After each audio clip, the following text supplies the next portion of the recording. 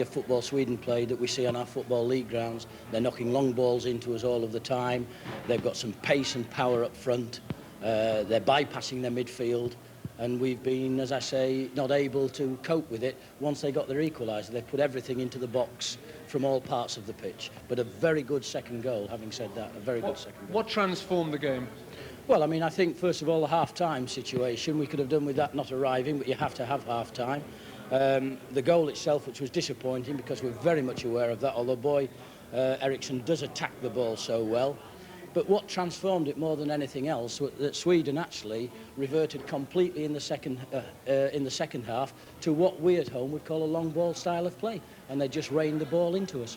A sad end to Gary Lineker's career. You had to bring him off. We needed to hold the ball up front. I mean, we just couldn't hold the ball up front.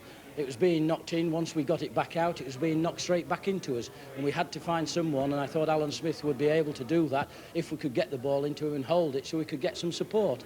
It wasn't Gary's type of game, that. Is there a brief lesson that we've learned that'll be useful that England have learned for the World Cup? Well, I mean, whether it's World Cup or not, there's a lot of talk about football, and what I've said just recently shows, I mean, a lot of the purists would say you cannot play international football that way. But in fact, we've just been knocked out of a European competition by a side playing very direct football against us. Graham, good luck in the World Cup. Thank you for joining us. Thank you. Now, I'll have to tell the audience at home that there is incredulity here in the studio at that interview. Well, what he's saying is, he's a clever bugger. He's a master. He might end up Prime Minister. He says they've won, the hidden agenda there. He says Sweden have won playing the game the way I like it to be played, raining long balls in the box.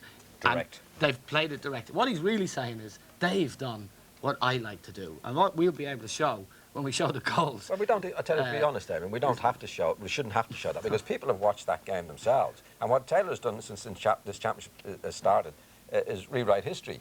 We can see certain things with our own eyes, and then he's coming on telling us something else. But I think it's even more devious than Eamon is saying there. What he's saying is, my players didn't do it the way I want it done, but their players did it, so they've beaten us.